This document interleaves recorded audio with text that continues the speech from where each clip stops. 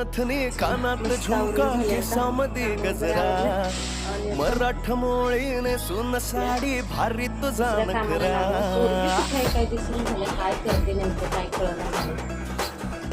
कादंबरी कात नथनी कानात झुमका केसामध्ये गजरा मराठमोळीने सुन साडी भारी तुझा नखरा कुठेस तू?